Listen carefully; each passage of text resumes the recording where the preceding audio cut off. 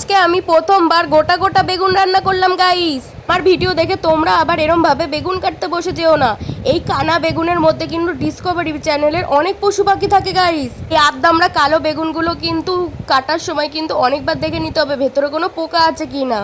ঠাটা পড়া গরমে কিন্তু আজকে আমি পটল চিংড়ি আর কিন্তু কালো বেগুন সুন্দরী বানাবো গাইস। তারা কিনা পটল চিংড়ি বানাতে পারো না, ট্যালটেলে করে পটলের ঝোল বানাও আর পটল চিংড়ি নাম দাও, তারা কিন্তু আমার এই রেসিপিটা দেখে পটল চিংড়িটা শিখে নিতে পারো। এই পেট মোটা পটলগুলোকে কিন্তু তেলে ভালো করে কিন্তু ভেজে নিতে হবে, নয়তো কিন্তু পরে কিন্তু ঝোল করলে কিন্তু ক্যাচ ক্যাচ করবে। তারা কিনা আমার মতো টেস্টি টেস্টি রান্না করো, তারা কিন্তু কালার দেখে বুঝতেই পারছো আজকে কিন্তু পটল চিংড়িটা পুরো বিয়ে বাড়ির মতো হচ্ছিল গাইস। পটল চিংড়িতে কি মশলা দিলাম সেটা তো আর বললাম না, কারণ ঘরোয়া যা যা আমরা বাড়িতে ইউজ করি প্রতিনিয়ত সেই মশলাগুলো দিয়েছিলাম।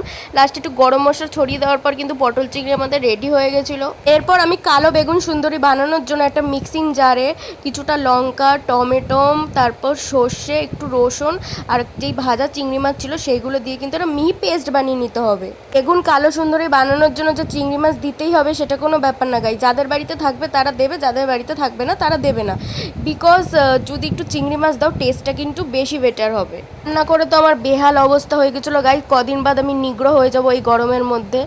আর এইদিকে আমি সর্ষের তেল গরম করে ওই পেস্টটাকে ভালো করে কষিয়ে নুন হলুদ দিয়ে বেগুনগুলো দিয়ে দিয়েছিলাম। কিছুক্ষণ কষানোর পর জলটা ঢেলেছিলাম, যেহেতু বেগুনগুলো দামড়া দামড়া ছিল, এটাকে জল না দিলে জীবনেও সিদ্ধ হতো না। আমি বেশিরভাগ মাংস রান্নার ভিডিও পোস্ট করি বলে আমি যে শুধু মাংস রান্নাই করতে পারি এমন কিন্তু না, আমি কিন্তু সব রকম কাঁকরোল, বেগুন, পটল, মূলো, কুমড়ো সব রকমই রেসিপি পারি আমি করতে। বেগুন সুন্দরীটা দেখে এতটাই পরিমাণে টেস্টি লাগছিল, মনে হচ্ছিল এক থালা নিমিষে সাবার হয়ে যাবে।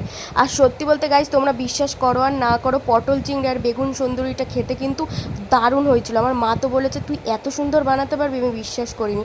আর এই বেগুন সুন্দর কিন্তু পুরোপুরি আমার মার রেসিপি ছিল। টাটা।